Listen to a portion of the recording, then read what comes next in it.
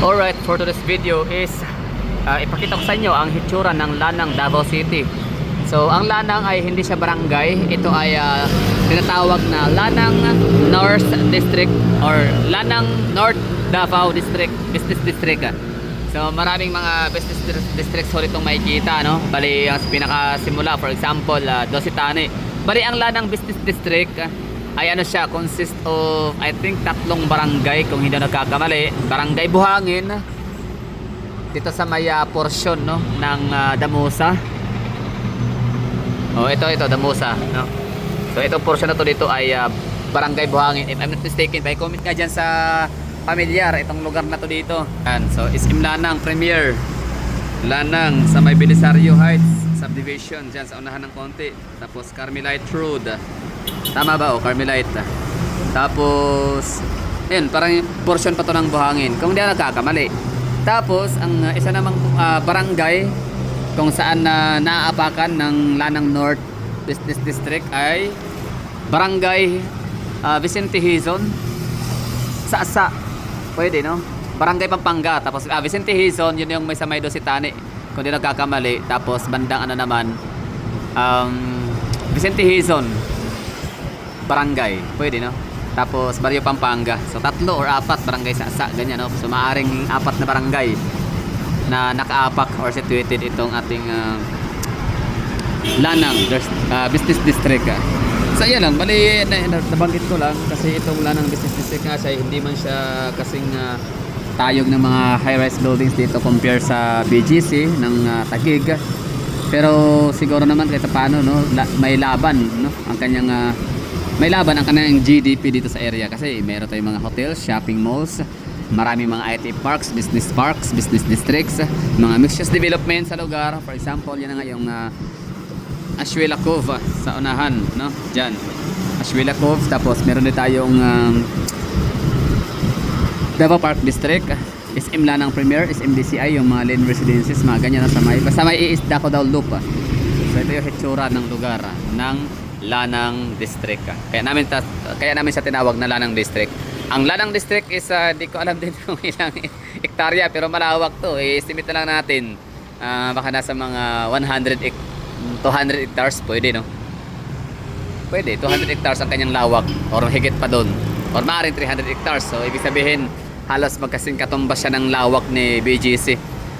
Pero syempre pagdating naman sa establishments, sa mga architecture or mga establishment, mga buildings, so mas marami mga high-rise, of course, no? Mga towering skyscrapers ang BGC. Pero dito sa Lanang wala naman masyado, pero mayaman, no? Very productive ang lugar, napakalaking kapirahan. So ito yung ito yung Damusa Lanang District na sinasabi ni sinasabi ni Trillanes. Ang sabi ni Trillanes, ang BDO ay ginagamit na pang transaction, no, ng money remittances na mula sa drug money na si Sammy Oy, no. Yan ang pinagbintangan nga siya ni Trillanes as a drug lord. Ayan. So dyan daw sa may SM Lanang Premier sa kanyang affidavit 2011 na nagkakaroon sila ng transaction, pero hindi naman totoo na 2011 kasi opening ng SM Lanang Premier ay 2012.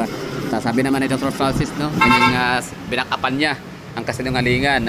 Sabi niya ang tinutukoy doon na Trillanes ay hindi SM Lanang Premier kundi sa Damusa Lanang. So ngayon kami naman taga Davao, kami na may nagtataka, ha, may video pala sa SM Damusa, SM Damusa sa may Damusa Lanang, may video pala daw dito. So sabi ko puntahan natin. So far, wala tayong nakitang video dito. Ang meron natin ito is BPI, Metrobank at isa pa doon. Basta 3 ang nakita kong dito, bangko. So, yun pala, ang tinutukoy pala ni Francis is yung video daw doon sa may Lanang. Meron daw talaga, hindi daw, napakasinungaling ng mga taga Davao, no? Mapalibas at mga DDS. Deny na walang video sa Lanang, meron. Yung tinutukoy niya palang Lanang branch na video, meron naman, confirm. Pero hindi yun siya matatagpuan sa Damusa, kundi doon sa may barangay, Vicente Hizon. Sa may Lanang District pa rin, Lanang branch. So malayo.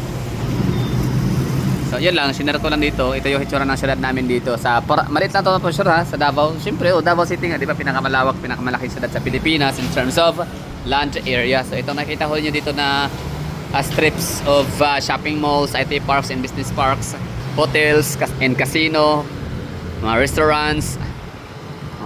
May mga beer house din dito ha. So hindi talaga totally boring ang Davao City kasi mayroong nightlife din dito. Yun nga lang private, hindi siya yung parang kagaya sa Maximum Maximum Avenue ng Cebu and Walking Street ng Angeles City na isang hilira yan, puro yan mga inuman, alakan. So dito walang ganun sa Davao City, kundi hiwa-hiwalay siya, no? Kailangan mo mag bar hopping, malalayong distansya. So ito yung ano dito, strips, lanang, maliit lang to na portion ng Davao City. Hindi ito yung kabuuan. So para saan pat, no?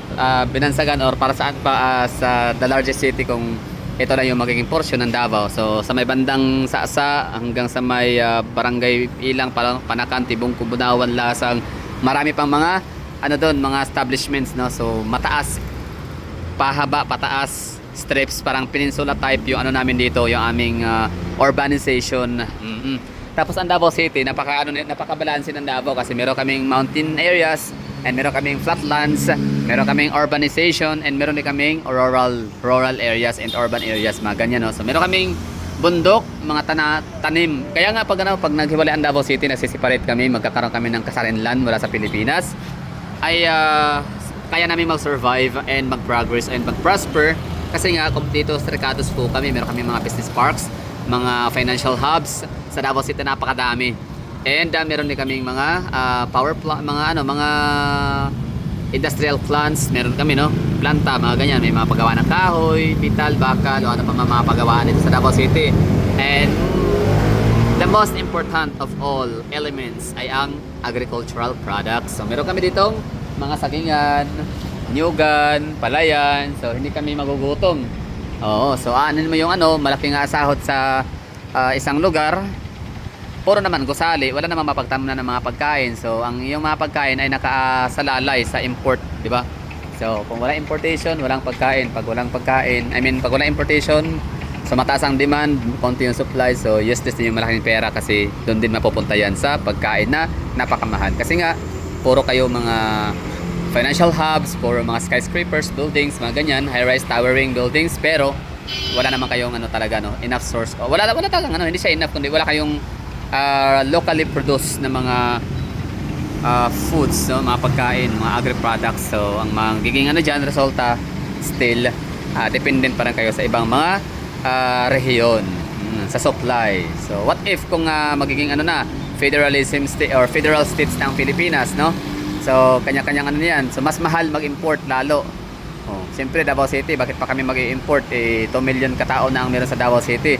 So yung priority talaga ng Davao City or state of Davao, di ba? Di ba estado na yun, state. So, Davao State. So ang mangyari diyan, so kung may sobra, yun i-export namin, di ba?